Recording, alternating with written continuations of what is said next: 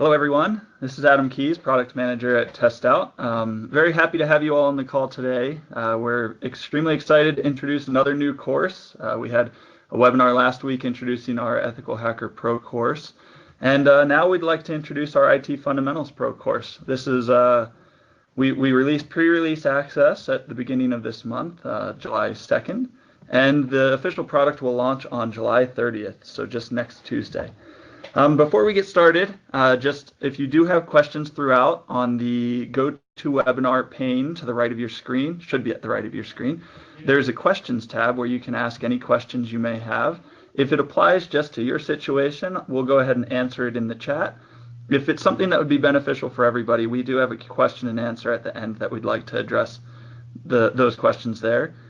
We also have a survey. At the very end, when we close the webinar, it'll pop up a browser window with a survey in it. It's quick 4 questions, only take a minute or two of your time, just to get some more insight on your needs and what you expect from us as a company. So on the line, we also have Travis Wild. He's an account executive with our K-12 team at TestOut and has a lot of experience talking with educators about their needs in introductory courses. So for those who don't have experience with TestOut, I know a lot of you online may, TestOut is an IT and certification training company and we focus on hands-on learning and simulations. Founded in 1991, we serve all education markets, including professional users, and our goal is to make a difference in a person's life through education using breakthrough technology. You might ask, why IT Fundamentals Pro? With all of our courses to date, it's a professional level certification and course. It's something that we want students to have training, validate that training, and be able to put it on a resume and get a job. With something like IT Fundamentals and introductory IT courses, it's not necessarily something that's going to lead to a job, but it is something that is essential for all jobs. There is a skills gap, and to illustrate this point, I have a 6-year-old that I would say is a Google Assistant wizard. She can use our Google Home Minis to find any answer to questions, have it play certain songs that she likes, and she puts a lot of people to shame on her navigation abilities of Netflix. And somebody might look at that and say, wow, your daughter really knows technology and she's really 6. She's only 6, but that's actually not skills that will help her in a professional environment. Navigating Netflix is a reward-based system. You learn where to click and you get the show that you want to watch. But it doesn't teach you the skills necessary such as printing or saving a document or collaborating with others in an office environment. So there is a noticeable skills gap that can be seen with those coming out into entry-level positions. And I've got links that we'll send out at the end on different surveys and research that has been done. But right now it looks like 82% of middle skill jobs require digital skills of some sort, IT basics, computer basics. And as of January 2019, there were over 7 million jobs in the US that were unfilled. This also includes turnover jobs, so doesn't mean that it's always vacant, but a lot of the reason that they were unfilled is difficulty finding the right qualified candidates. 29% of large companies believe they do not have the digital talent they require. That's almost a third of employees that they think don't have the skills that they need. And 2/3 of jobs created in the last decade require either high or moderate digital skills. We also recognize that with the current, what we would say, pathway entrance in TestOut courseware, it's PC Pro. It's very heavy on hardware and software and configuration and building and maintaining a computer. And we recognize that sometimes before configuring a hard drive and setting it up to work on a computer, somebody just needs to know what a hard drive is.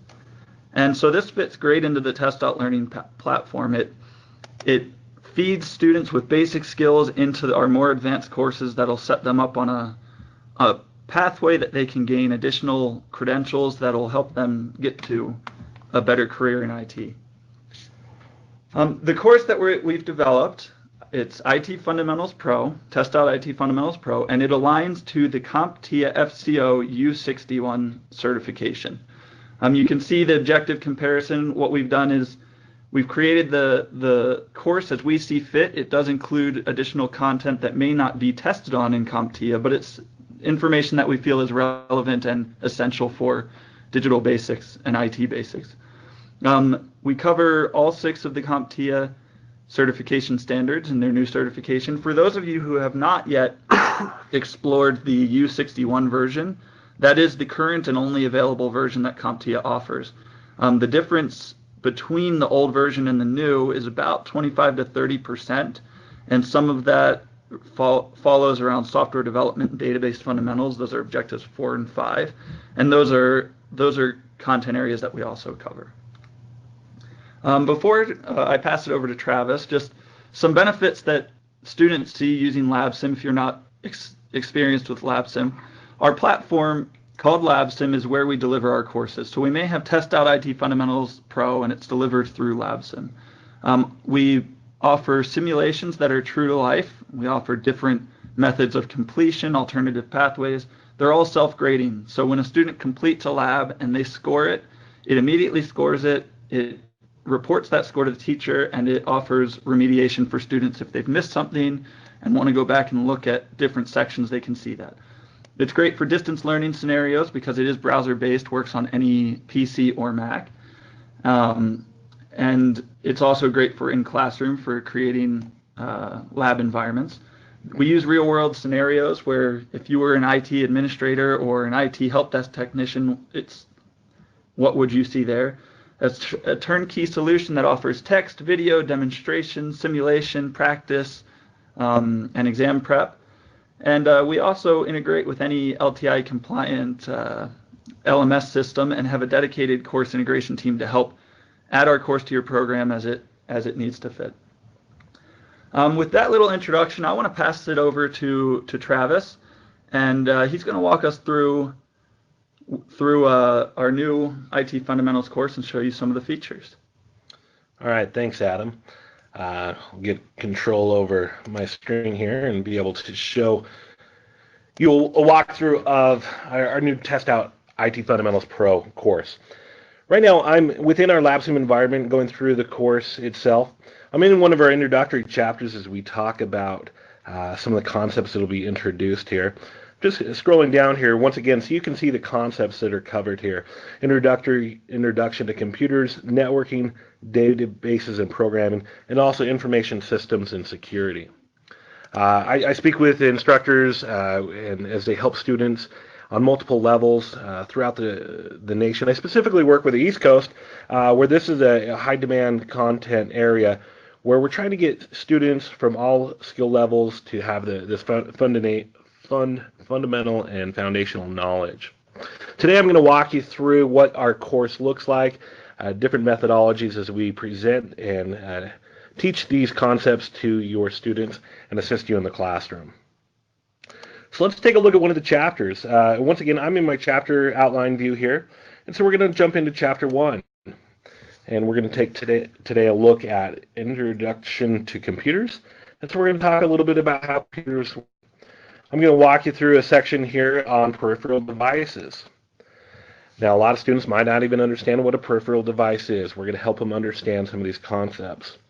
Whenever I open up a section, what I'll see is the same view what we're seeing here. We'll see an outline of the particular chapter. We'll see a list of focus questions that we can have lecture and discussion with our students about. So today we're going to review and we're going to talk about what hardware components are generally required for desktop computer systems. We'll learn more some of those common interfaces that students will see, and then how do you connect a computer to a monitor or peripheral devices into a desktop system. Now, if I scroll down a little bit further, we'll see some of the objectives as well as the outline for this particular chapter. Down at the bottom of our LabSim environment, we have this little up arrow, and if I click on this, it gives me an overview of this particular chapter. We're going to start off with a video lesson and follow those by fact sheets. Our methodology, you'll always have a video lesson and they'll follow it by a fact sheet. A lot of the time the fact sheet pages will be review of what was covered in the videos, as well as there will be some new information often presented in those fact sheet pages. Notice also these green check marks down here at the bottom. That means I've been in this resource before. Now I have demoed this and gone through it on my own, and so I have that green check mark. by each section here. Let's take a look at the first video though and jump right into that. Now, 2 ways to play the videos. I can play them full screen, which is fine if you're on an iPad. I'm going to suggest that if a student can take advantage of our interactive script to do so. So let's play with the interactive script open. All right. So my first video here, we're talking about input and output hardware. This is one of our 5 instructors that'll be teaching the course. We do vary up the instructors, so it's not the same talking head over and over again, and your students remain engaged with who they're listening to. Now notice here in the bottom left-hand corner, this particular video, it's 4 minutes and 14 seconds. Most of our videos in this course will be in a 3 to 5 minute segment. I like to call it the YouTube time length. So they're familiar with in watching YouTube videos that are possibly this length. It's not the latest Snapchat video. It is a little bit quicker. As you can see, we're going to bring in different graphics, 3D animations, videos as we go through these concepts. Also in here, some accessibility features. We do have closed captioning available for anyone with a hearing impairment. The button to the right of that is one of my favorites. It's actually speed control.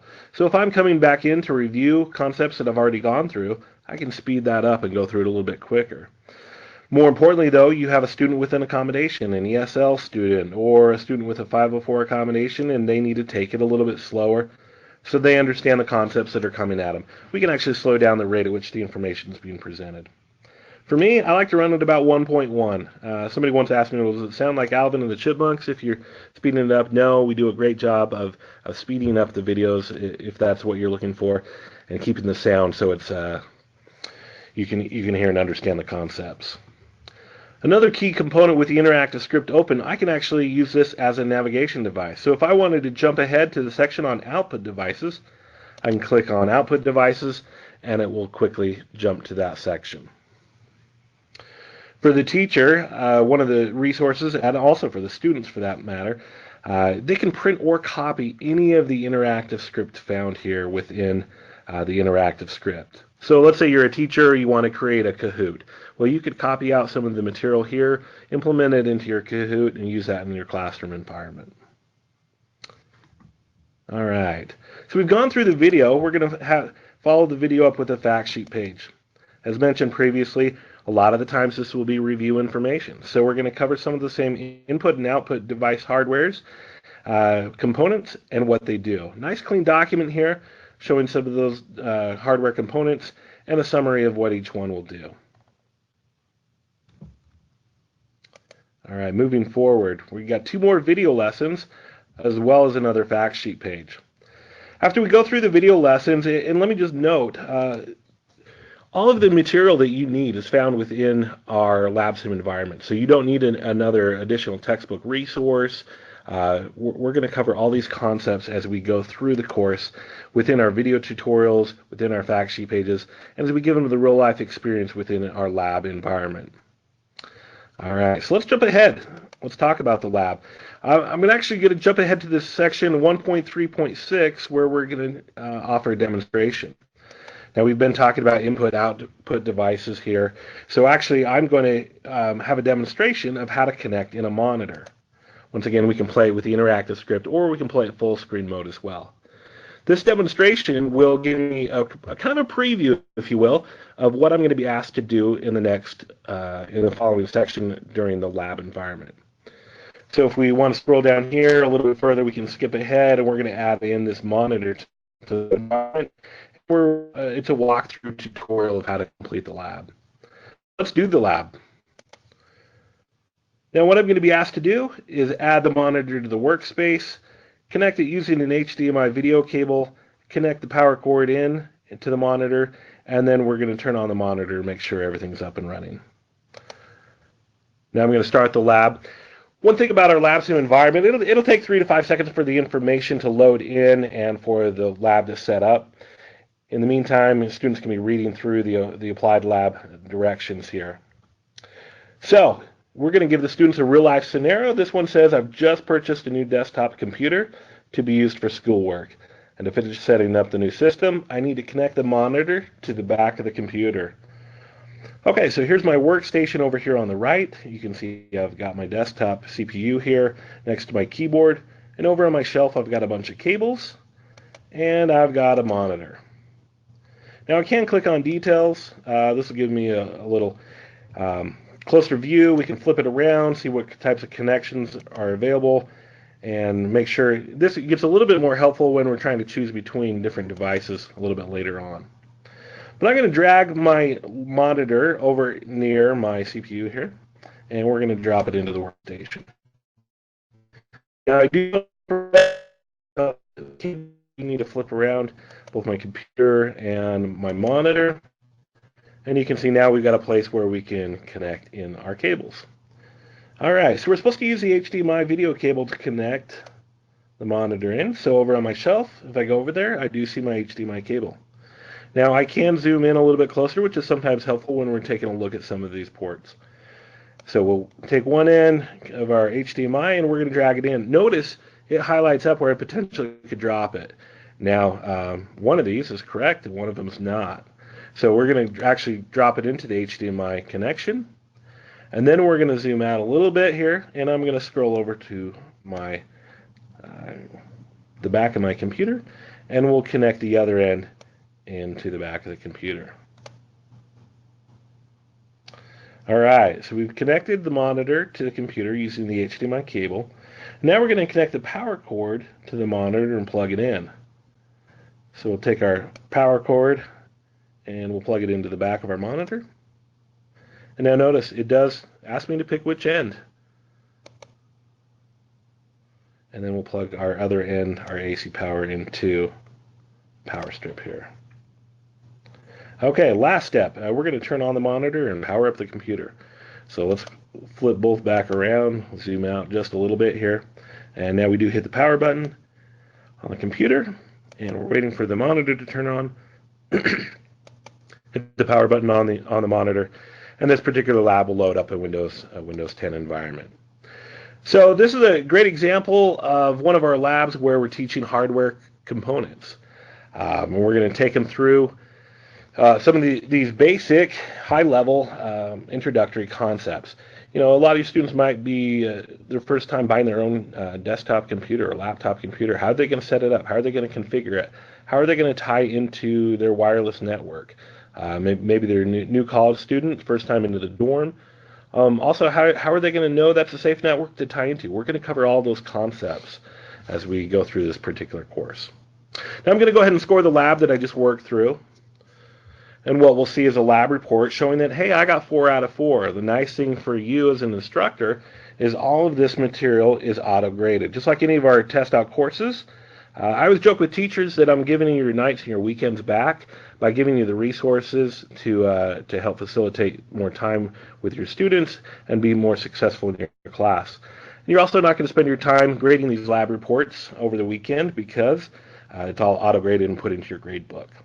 Now, if a student struggled with that particular lab and made a mistake, we actually give them step-by-step directions, and we want them to go back in, self-remediate any problems that they might have had, and correct it and do it over again. So they can go through these labs as many times as they need to. All right. We finished off the lab there. Let's finish off this chapter. We do have an end-of-section exam also in this chapter. This particular chapter, there's 15 questions that we're going to take them through to make sure they're understanding some of these key concepts. Let's go ahead and start that exam. Now we'll come in here, and this particular one, we're distinguishing between hardware and software devices. So a little drag and drop application here. So if we look at some of these, monitors going to fall underneath hardware, operating system will fall underneath software, power cable, hardware, internet browser, software. You get the idea here to make sure that they're understanding some of these concepts. Let me just finish it off here. Video game controller here, and the actual video game is going to fall underneath software. Oops, let me drag it and make sure it drops. Now, as we go through these end of chapter questions, we can actually check our answers as we go along as well. And we'll see, hey, I got all those right. Good job, Travis. Now, if I didn't get them right, I'd see an explanation of why the differences between hardware and software components here, and also a reference to go back in and study it if I got something wrong, so I know where to go back in and review. Now I can go ahead and score the rest of this particular exam, and we can come back in and we can compare and work through individual responses as well. Once again, we'll always see an explanation of where to go back in and study, and also a reference of where that reference to where to go back and study, and an explanation of what the correct answer is. All right. I want to walk through one more lab just to give you a different feel for a different lab. This one is found in our security chapter.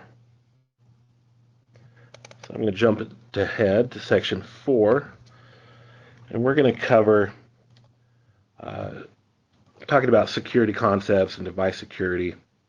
And we're going to actually take them through one that I wish that I had my mom, who's 75 years old. Oftentimes she comes in here and she gets her emails and she can't work through what's a scam email, a phishing email, and what's a legitimate email from a legitimate source. So this particular one, I've got a roommate here who's received several suspicious emails that she's not sure about, and so she's asked my help to determine. So we're going to talk about social engineering exploits and some of the vulnerabilities that are out there.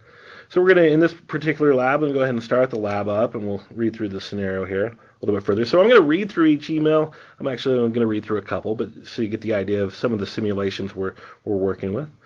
We're going to ask to read through the emails in the inbox, determine if it's legitimate, and then delete any emails that might contain any social engineering exploits, and then keep the ones that are safe. All right, so let's just kind of scroll through these here. So we've got a whole bunch, and so we're simulating Microsoft Outlook here in an Outlook environment. And so we can, let's take a look at the email from Joe Davis. Now this is one we can work through and take a look at Joe Davis's email. It all looks pretty good. So we're going to take a look. There's an attachment though here, and so I'm wondering if this is a particular good attachment. So this will give you an idea of what we're looking for and what we're going to be training or looking for as far as vulnerabilities in these emails. So I'm looking at this file in hamster.exe. So this one's kind of looking suspicious. So I'm going to leave. I'm going to delete that particular one. And then we can go through any of these here. I've got one, if I scroll back up here, I think I had one here from, here's one, online banking. That's a good one. So if I look over this one, it says, Dear Credit Union Customer. So I'm looking at this particular one. This one's carefully crafted, and it's kind of an attempt to make get my bank account information. So if I were to hover over the link and notice that it doesn't work, and it doesn't really direct me to my account, I'm going to see that that's going to be a problem. So I'm going to probably want to delete that one. So this is a great example of how we're going to simulate some of the software elements to help your students get the experience they need. Once again, we can score the lab now. I'm not going to get a very good score here. We did delete the online phishing scam and deleted the Joe Davis malicious attachment email. That hamster.executable file, that was not a good one. And so we can go through these, we can see what we've done right or what we've done wrong. And here we'll see a summary of if I was unsure about some of these, I can learn, go back through, and work through the lab again.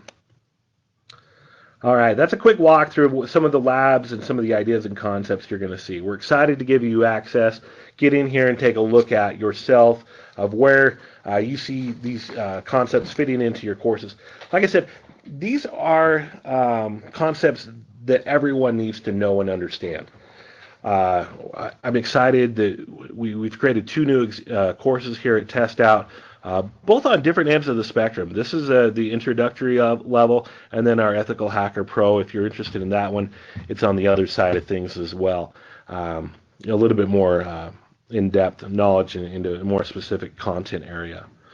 So we're excited. There will be an opportunity for all of you who have attended to have access to log in here and take a look at it. If you have any questions of how this course might fit into your school, whether you're a K-12 in a secondary environment or a post-secondary environment, your account representatives here at TestOut are more than happy to answer any questions you might have as you look at this particular course. All right, I'm going to turn the time back over to Adam. I think we've got a couple questions that have come in through the course, and hopefully between Adam and myself we can answer any that you might have.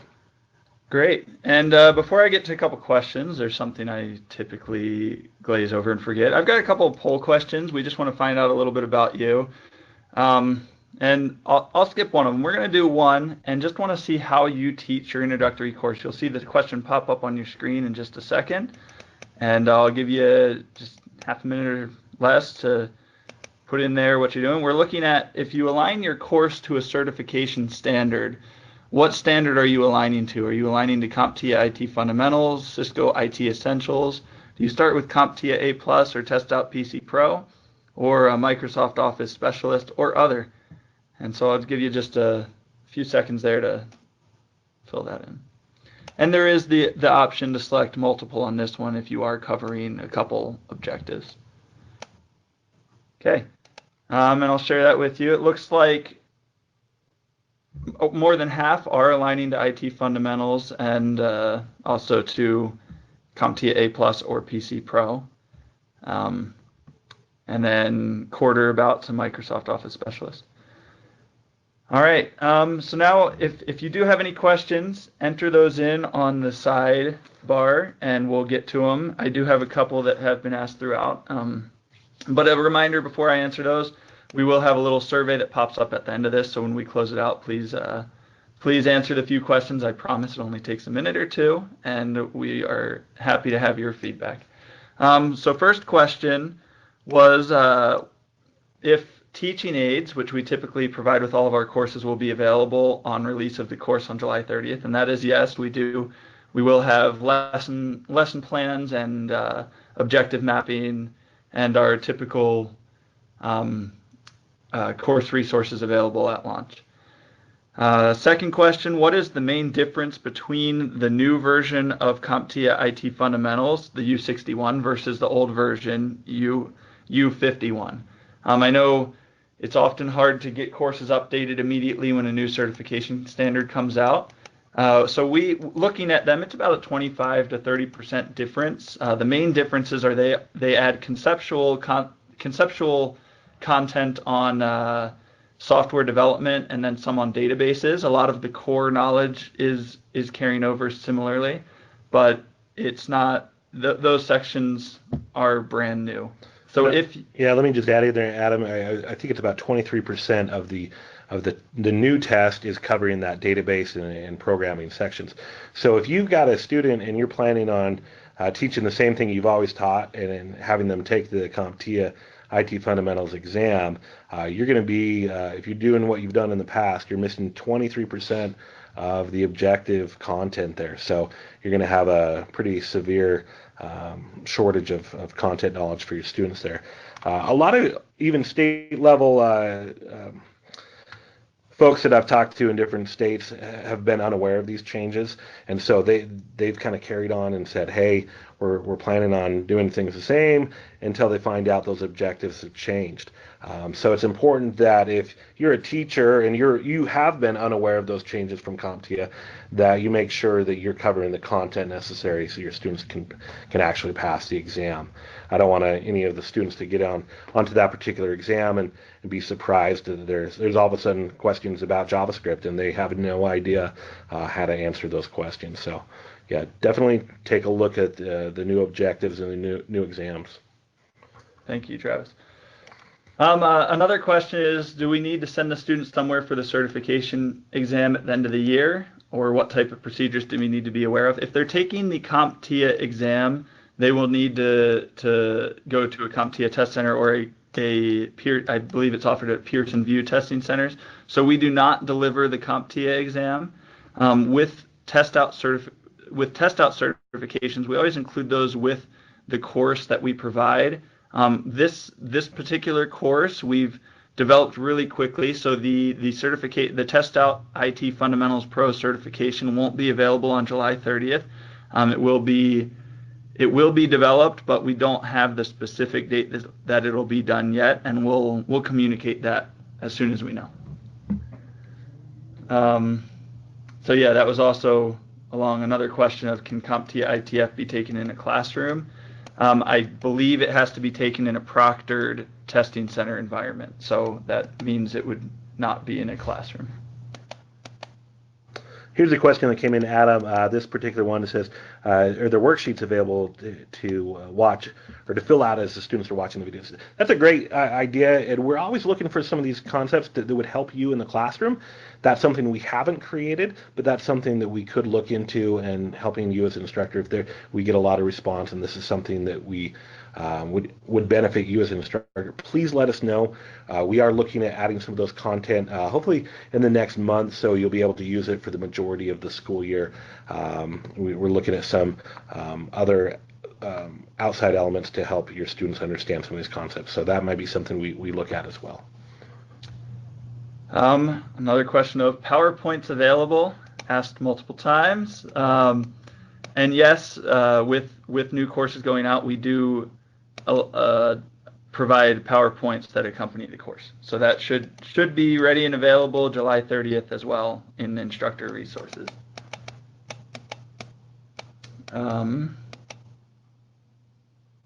Let's see, just looking through the questions that have been submitted. There is a question on grade transfer with LMS. This is more of a specific question, but we'll reach out to you and help you out with the needs you have there in getting grade syncing with LMS and TestOut.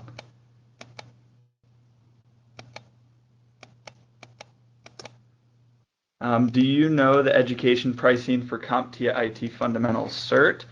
I do have that in another window. I don't have it off the top of my head. Travis, do you know pricing for CompTIA ITF? I'm not aware specifically, nor would I probably want to state any. Yeah, if you look at their website, you'll see the consumer pricing. If you were just to say the walk in off the street and buy it, they typically offer to financial institutions a discount around 20%, I believe, is their base starting for discounts. But we don't really have insight into their academic pricing because we aren't CompTIA. Okay, here's a question. So it's a teacher who's saying that they need to get certified, and can I go ahead and take the certification, the course right along with your students? Yes, in fact, please reach out to us. We want to help you as an instructor, especially if you're new and trying to get certified. Let us get the materials in your hands so you can go through them quickly, accurately, so you can get certified as well. I'm a big proponent in helping teachers get certified. I think that's a part of our responsibility and role as a resource provider, is to make sure you as a teacher have all the content you need to get yourself certified. And so you become the expert in this field as well. And Chris, thank you. Found the academic pricing for CompTIA. It was $75. So thanks for digging into that real quick for us. Have time for a couple more. The one here is applying IT fundamentals to junior high students, getting part of the lessons offered. We want to get you pre-release access if you don't have it, to take a look at it to see how it will work. We've built this course so it will work in a broad variety of situations, whether it's someone that's an adult just getting into IT, or whether it's someone younger that needs to get the basics before they move on to a more advanced course. So Mabel, if you don't have a pre-release yet, we're going to reach out to you and get it to you so you can look at the course and see if it would work for you in junior high. One of the things I love about this course, and I've actually been a very large proponent for us to create this course. This gives an overview level to anyone that's interested in either a computer science environment or an IT environment, and gives them kind of that overview of what they're going to be seeing as they go into different concepts and ideas. A lot of times I'll talk to high schools and I say this is a perfect fit for 9th and 10th graders possibly, where they may just be doing a little bit of career exploration. We see a big push throughout the country for coding and code.org, and those concepts, and maybe they do want to become programmers, build, video games. Maybe that's what they want to do, is write code. And they quickly also might get in there and go into the programming section, be introduced to some coding concepts, and think to themselves, hey, I don't think I could do this the rest of my life, but I really like the security concepts, and I could see myself maybe as a digital forensic analyst and be able to do some of those advanced security concepts. So I think it's a great exploratory course for really anyone that's looking at either a computer science or IT field. All right, and then one last one, just asking about well, we've had a few more come in, but let me just look at these real quick.